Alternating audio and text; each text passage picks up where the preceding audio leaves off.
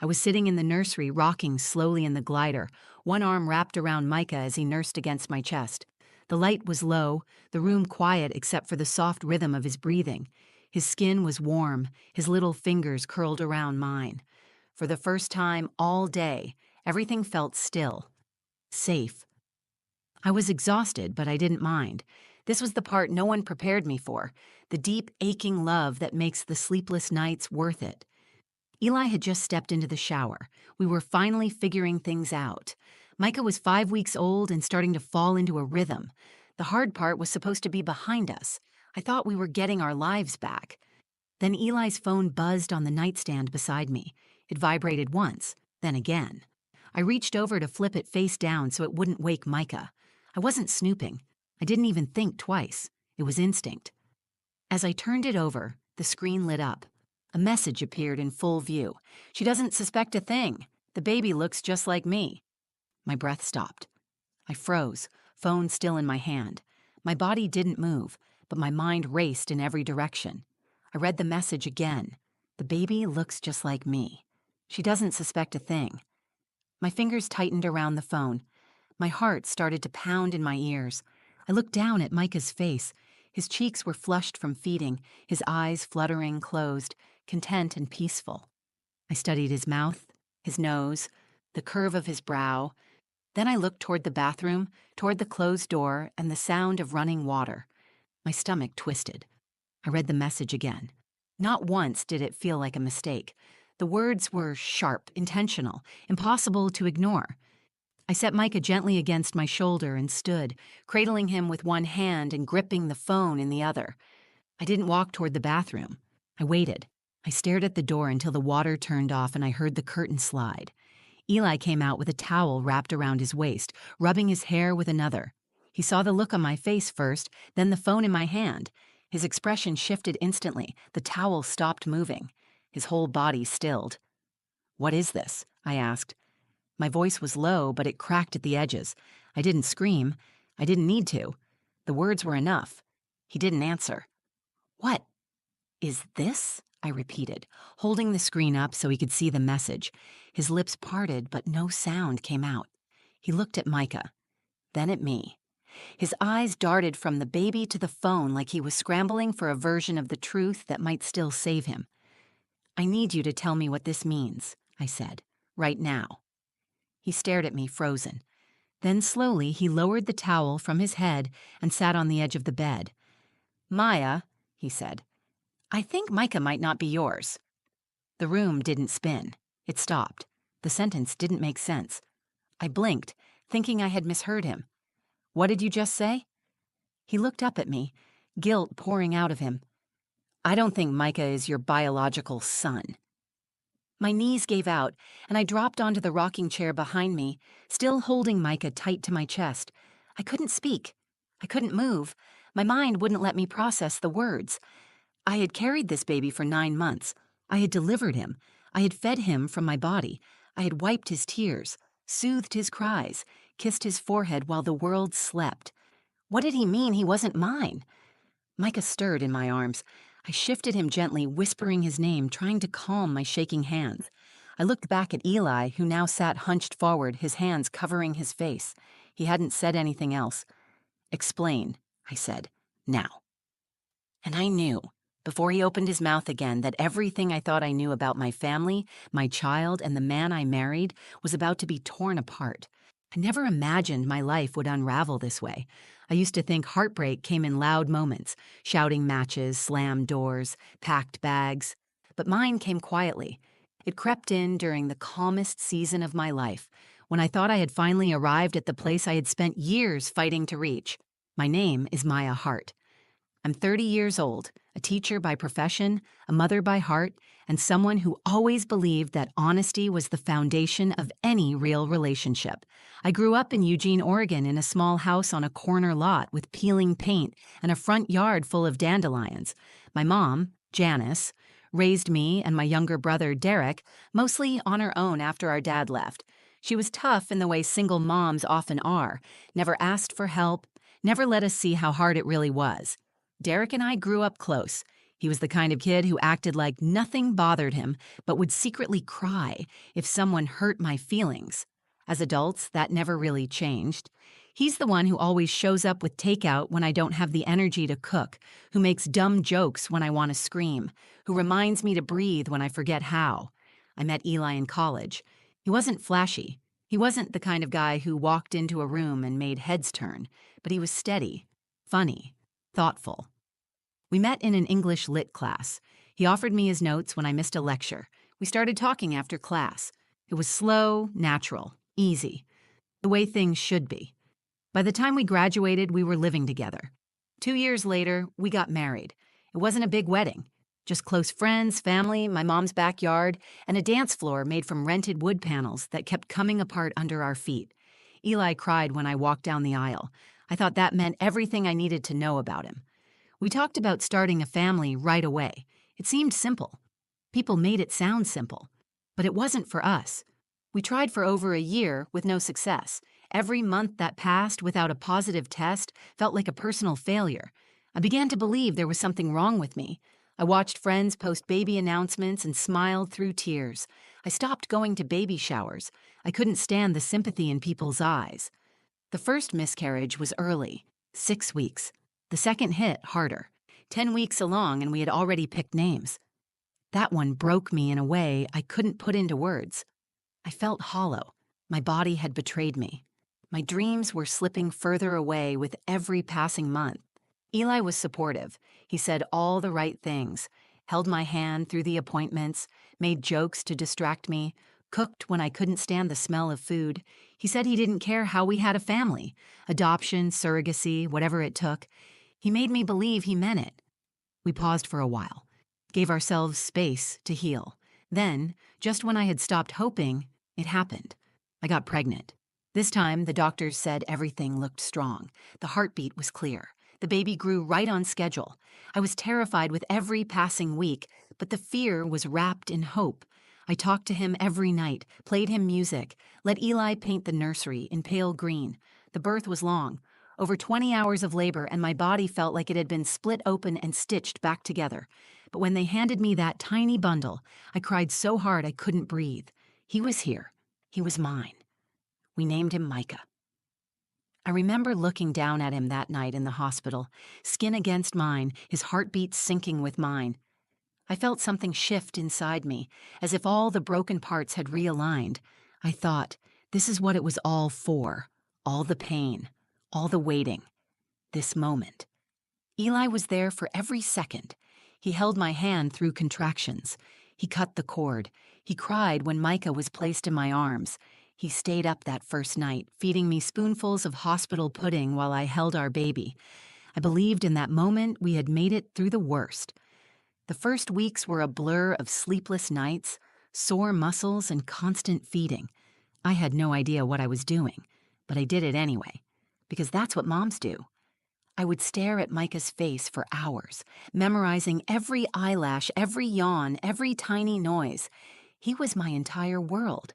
Eli helped as much as he could, ran to the store, changed diapers, brought me tea while I nursed.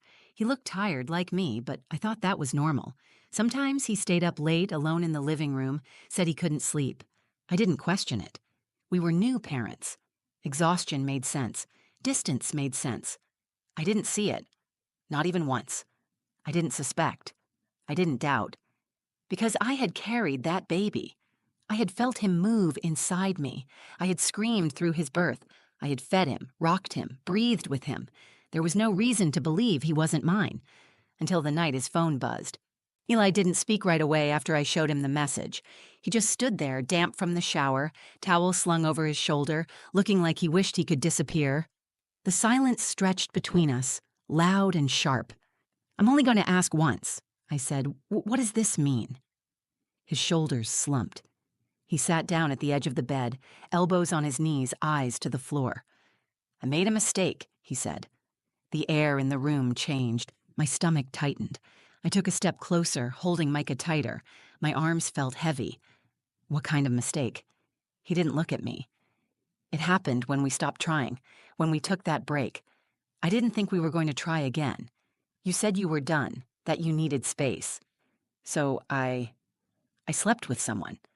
I blinked. My throat dried instantly. What does that have to do with this text? With Micah? She got pregnant, he said. She didn't tell me at first. Then, a few weeks before you gave birth, she showed up. She had the baby. She said it was mine. She said she didn't want to keep him, that I should take him. My heart began to beat faster. The room tilted slightly. You're telling me, I said slowly, that while I was in labor, you were arranging to bring me another woman's baby. I didn't know what else to do, he said. I panicked. You were already in the hospital. Everything was happening so fast. When I saw him, he looked just like me. I thought maybe we could raise him as ours. You thought I wouldn't notice? My voice rose. Micah stirred in my arms.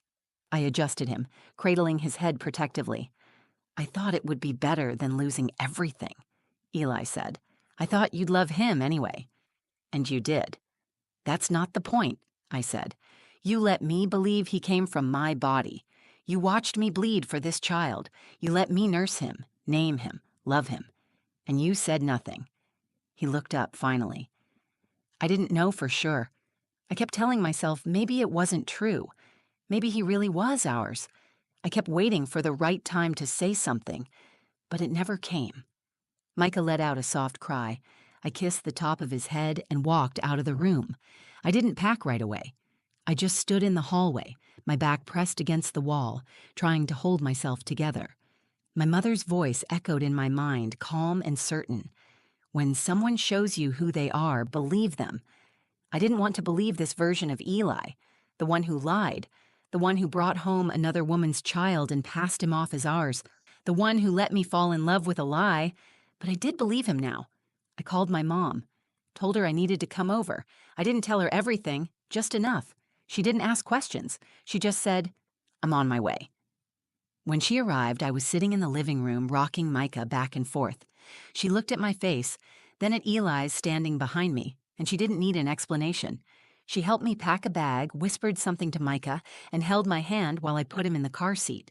Back at her house, I put Micah down to sleep in the guest room crib and stood by the door for a long time, watching him breathe, watching the slow rise and fall of his chest. I tried to see something, anything, that would tell me what to believe, but the truth was, I didn't know. I had carried a baby for 9 months. I had felt every kick. I had screamed through labor, and yet the child in that crib might not be mine. I ordered a DNA test the next morning, one for me, one for Eli, one for Micah. I wanted answers, not theories. I needed something concrete. I contacted a private lab. I wanted results fast. I swabbed Micah's mouth while he slept, hating myself for what I was doing, but knowing I had no choice. Then I started digging. I checked Eli's phone again, found the number the message came from. I looked it up. A name popped up in one of the search results. Erin Caldwell. I didn't know her, but the name made my stomach turn. I wrote it down. Called Eli's sister, Lena. She picked up after 2 rings. Do you know someone named Erin Caldwell? I asked. Silence. Then a soft exhale. Yeah, she used to be my roommate in college. Why? She's the woman Eli cheated with, I said, and she claims Micah is her son. Oh, God, Lena whispered. Maya, Erin was obsessed with having a baby, even before she was in a relationship. She talked about motherhood like it was her entire identity. She would have done anything to be a mom. My chest tightened. Could she have switched babies? I don't know, Lena said. But if anyone would be capable of something like that, it's her. I hung up and stared at Micah's sleeping face. I didn't know whose child he was, but I knew what I had to do. The morning after Lena confirmed who Erin was, I sat alone in the kitchen while Micah napped in the next room. My mom had gone to the store, and the silence in the house felt unfamiliar, almost heavy. I hadn't really eaten, hadn't slept more than an hour at a time since everything happened. I just sat there turning Erin's name over in my head like a piece of broken glass. Every angle hurt. My phone vibrated. A notification from the DNA lab. The kits for Micah and me had been received. Results would take 5 days. I stared at that number. 5 days until I'd know whether or not the child I had carried, birthed, and loved was mine. I thought about the delivery. I remembered every contraction, every scream, I remembered Eli holding my hand, the nurses cheering me on. I remembered when they placed a baby on my chest. I didn't remember anyone else entering or leaving the room. I didn't remember faces clearly, just pain and tears and relief. But now, all of it felt clouded. That night, I couldn't stop staring at Micah while he slept. I stroked his hair, kissed his forehead, held his tiny fingers in mine. I whispered to him, "You're still mine, no matter what." But the questions never stopped. Why would Erin give her baby to Eli? How did she even know when I was giving birth? Could someone have actually switched the babies at the hospital? Did Eli know more than he was saying? I was done sitting in the dark. I called Lena again. I asked for Erin's last known address. She hesitated but then said, "She used to live in a duplex near Hawthorne Street. She might still be there." I wrote it down and made a decision. I was going to see her. I asked my mom to watch Micah for a couple of hours. She didn't ask questions. She saw the determination on my face and nodded. I drove across town with my hands locked on the steering wheel and my jaw clenched. My heart pounded the whole way. When I reached the house, I sat in the car for 5 minutes just staring at the front door. Then I got out. The building looked worn down, paint peeling, windows cracked. I knocked once, then again. After a long pause, the door opened. A woman stood in the doorway. She looked like she hadn't slept in days. Dark circles, thin frame, blank expression. But her eyes, those were familiar. They looked like Micah's. "You're Erin," I said. She nodded slowly. "You must be Maya." "Where's my baby?" She didn't flinch. "He's safe. He's with someone who took care of him for me." I stepped closer. "You switched our babies at the hospital. You knew I was in labor and you gave Eli your child and took mine." "I didn't take him," she said. "I gave him to someone I trust. I couldn't keep him. I didn't want to be a mother like that. I didn't want him to grow up around confusion." "You had no right," I said. "You had no right to play God with our lives." "I gave you a son," she said. "And you loved him, didn't you? You didn't even notice he wasn't yours."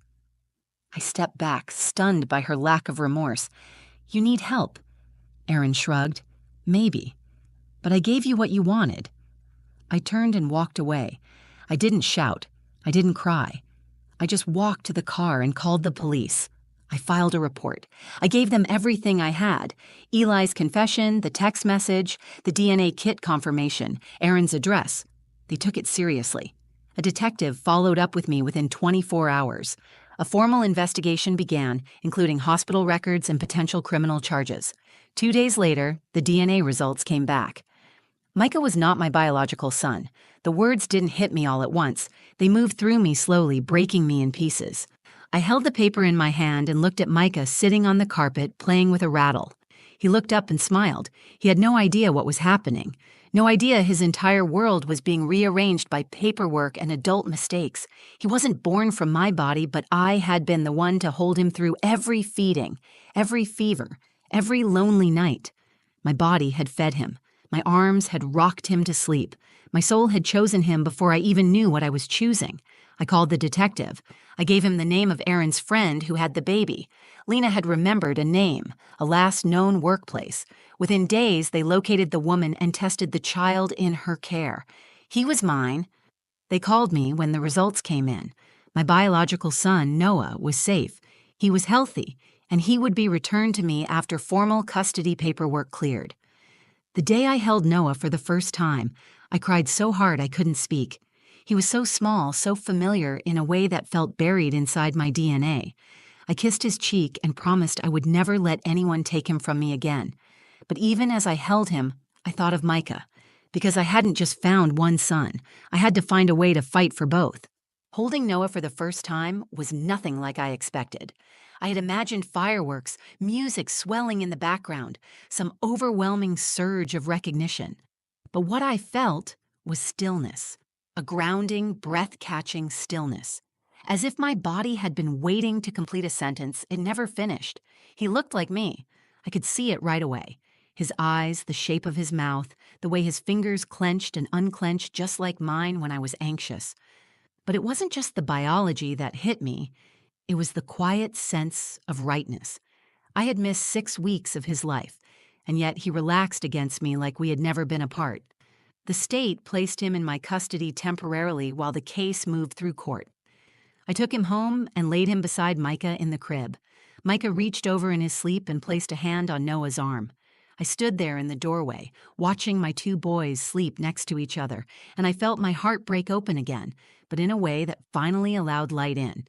I didn't get to celebrate Noah's birth. I didn't get his first smile or his first stretch or his first cry, but I had him now. I had a second chance. Micah woke first the next morning. He rubbed his eyes and stared at Noah for a long time, then pointed and said, "Baby." I nodded and pulled him into my arms. He didn't understand what had happened. He didn't know the world had shifted. He just knew he was loved.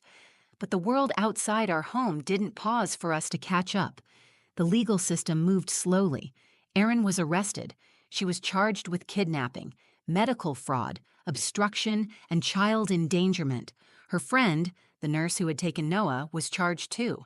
They both denied parts of the story at first, but DNA tests, text messages, and medical records left little room for lies. The judge ruled that I would retain full custody of Noah, with permanent parental rights restored. Micah's case was harder. Legally, he was the biological child of Erin and Eli. Erin was out of the picture, facing serious charges, and Eli, despite everything, was still Micah's father. That gave him a right to custody. But I couldn't accept losing Micah. I had raised him. I had comforted him in the middle of the night, taken him to every pediatric appointment, been the only mother he had ever known. My lawyer filed for de facto parent status, an argument based on caregiving, bonding, and best interest of the child. We presented photos, medical records, witness statements. My mother testified, so did Derek. Even Lena submitted a written statement, confirming that I had been the only maternal figure in Micah's life. Eli fought back at first. He wanted full custody. He said I had manipulated the situation, that I should have trusted him. But his argument was weak. The court saw what he had done, concealing a birth, allowing a switch to take place, and deceiving me through it all. His credibility was gone. After months of hearings, the judge ruled in my favor. I was granted joint custody of Micah with full physical custody. Eli would get supervised visitation, and only if he completed parenting classes and complied with all court orders. It wasn't perfect. It wasn't what I had wanted, but it was enough. It was a door kept open for a child who still deserved to know where he came from and to stay where he was loved. I brought both of my sons home. I decorated their shared room with matching blankets and new name decals on the wall. Noah and Micah, side by side, the beginning of something real. At night, I sat between their cribs and read them stories. Noah would fall asleep quickly, calm and easy. Micah would fight sleep, always needing one more sip of water, one more song, one more reassurance. And I gave it. I gave everything. Not because I had to, because I chose to. People asked me if it was strange, raising a child who wasn't mine by blood while getting to know the one who was. But the truth is, love doesn't care about genetics. Love grows where you water it. Micah was mine because I had been there when it mattered. Noah was mine because I had fought to find him and never let go. They both belonged to me, and I belonged to them. Some nights, I thought about what might have happened if that text never appeared. If I had never picked up Eli's phone, I might have lived my whole life never knowing.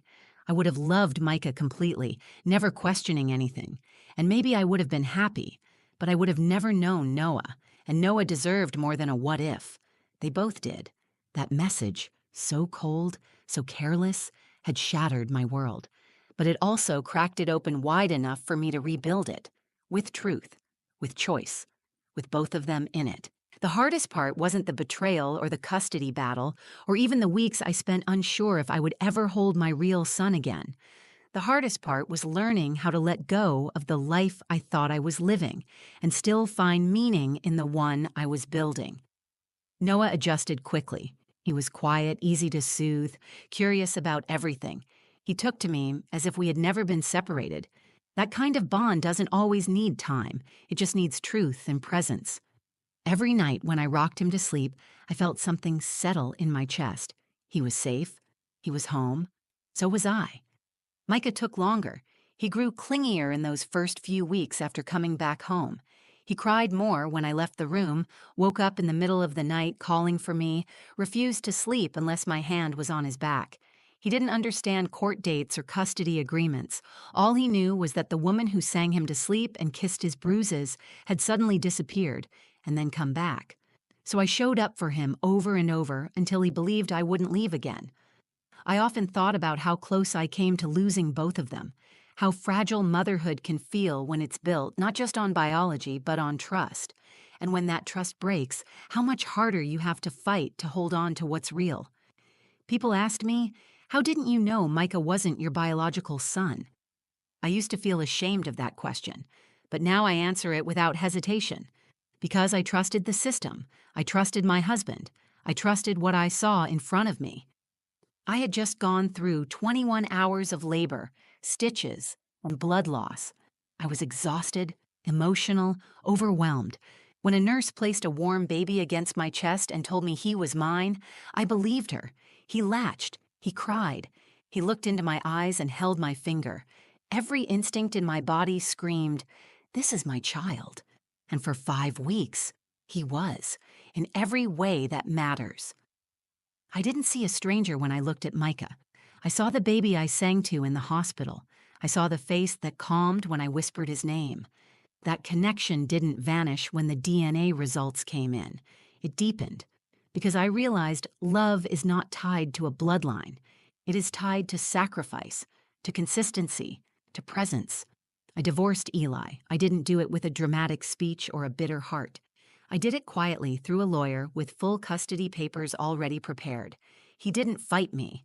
Maybe he knew he had already lost everything that mattered. Maybe he finally understood the damage he caused.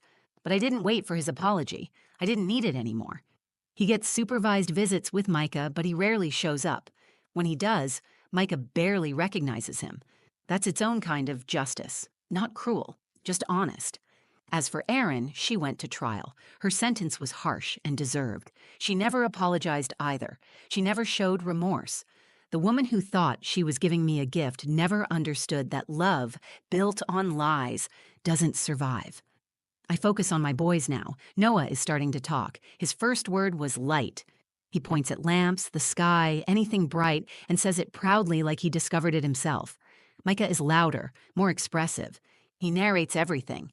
He tells people at the grocery store, "That's my brother. He's smaller, but I'm faster." They share a room. They fight over toys. They giggle in the dark when they're supposed to be sleeping. I often find them curled up together under the same blanket by morning.